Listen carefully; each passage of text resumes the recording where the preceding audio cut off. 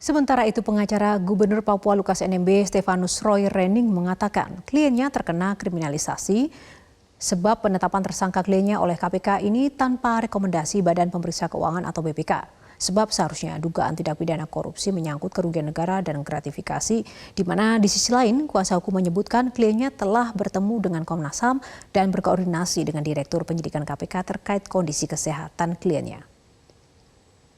Perlu saya sampaikan bahwa tadi siang di hadapan pimpinan Komnas HAM ada pembicaraan antara Direktur Penyidikan Bapak Asep Guntur dengan Bapak Lukas NMB.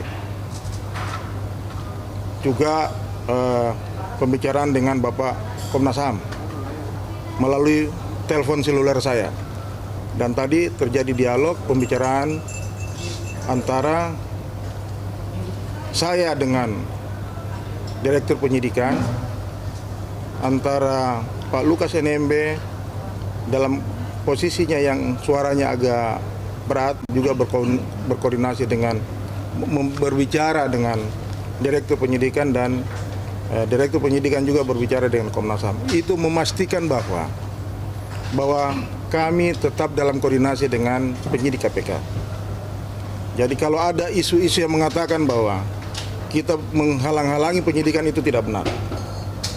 Saya berharap orang yang tidak bagian dari materi perkara ini untuk tidak memberikan spekulasi, narasi-narasi yang tidak sehat di dalam membangun bangsa ini.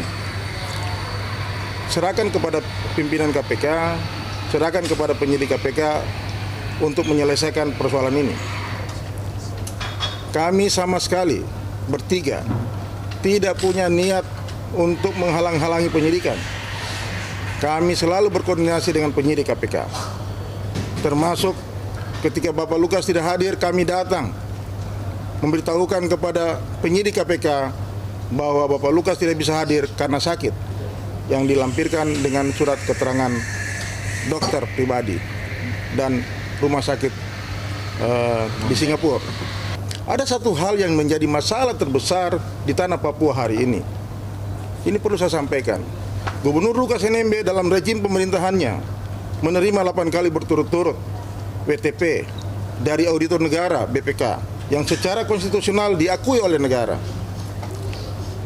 Bagaimana dia bisa menerima bahwa gubernurnya dikatakan korupsi? Ini problem sosial yang kita hadapi hari ini. Bagaimana berhadapan dengan pengakuan negara bahwa pemerintahan Lukas NMB mendapatkan WTP, tapi di lain pihak KPK, PPATK, Pak Mahfud menyatakan bahwa ada mega korupsi di tanah Papua. Bagaimana menjelaskan kepada rakyat proyek yang mana yang dikorupsi? Ini yang jadi problem. Ini yang jadi problem kita.